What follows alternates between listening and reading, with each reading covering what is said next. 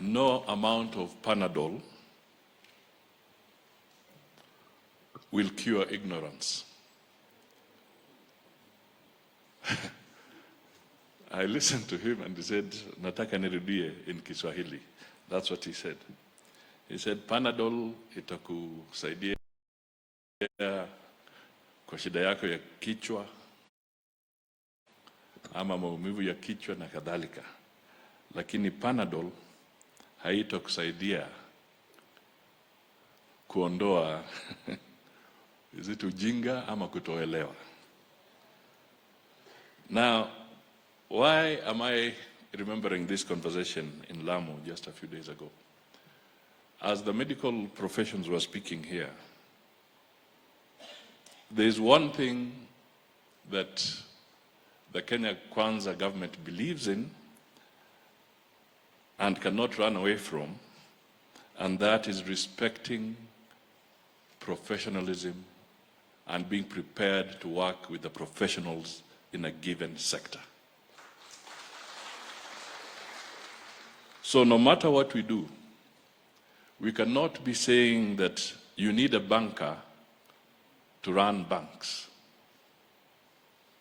You need an oil expert to tell you about the petroleum industry and how to get it to become more efficient. And then you reach a stage and you say, you do not want medically trained professionals to be part of the institutions that provide for health in this country. It's absolutely ridiculous.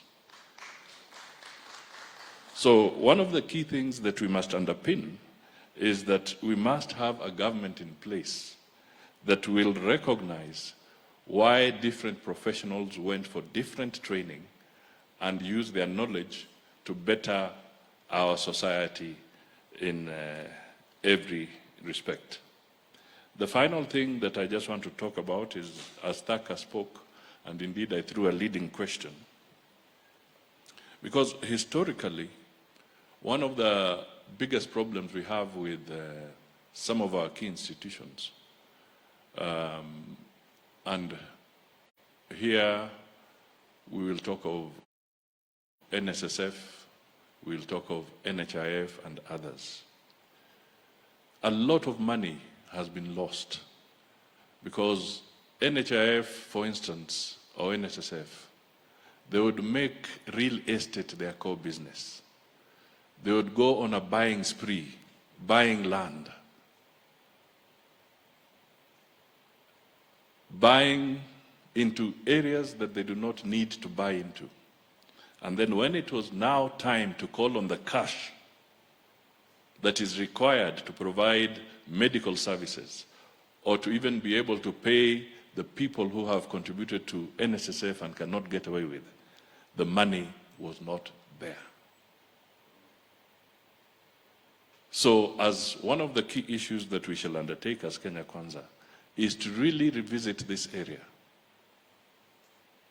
literally make it airtight, so that people cannot divert money that is supposed to be for medical care in this country to be taken into investments that are simply gambling investments that tie up resources for such a long time and deny the ordinary citizen of services when they are required, yet that citizen, during his or her working life, contributed to that fund.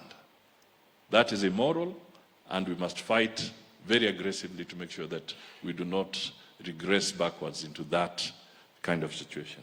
I think for now, that is the message I would say as something that we want to take. Upper Happy Gardens, it is becoming so beautiful. It's becoming a masterclass place.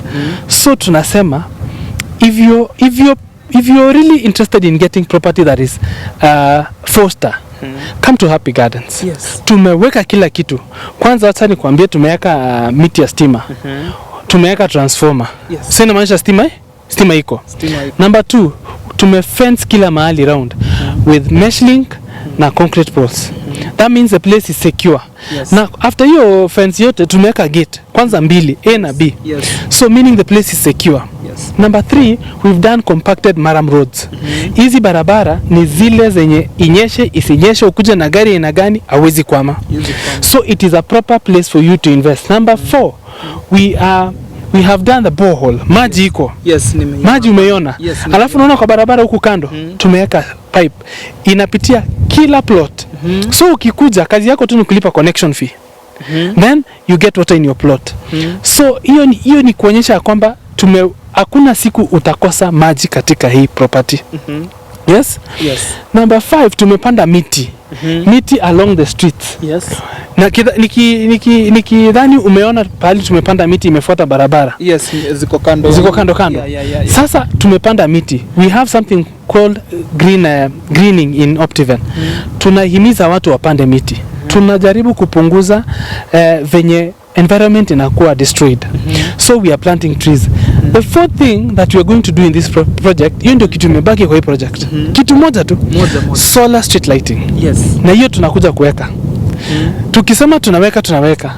Hata ukiingia uko ndani unapata tumechimba. Yes. Solar inakuja hapa. So ukiwa hapa usiku utadhania uko pale kuna jua pale. It is going to be well lit. Hasa unaweza tembea usiku na amani. Yes.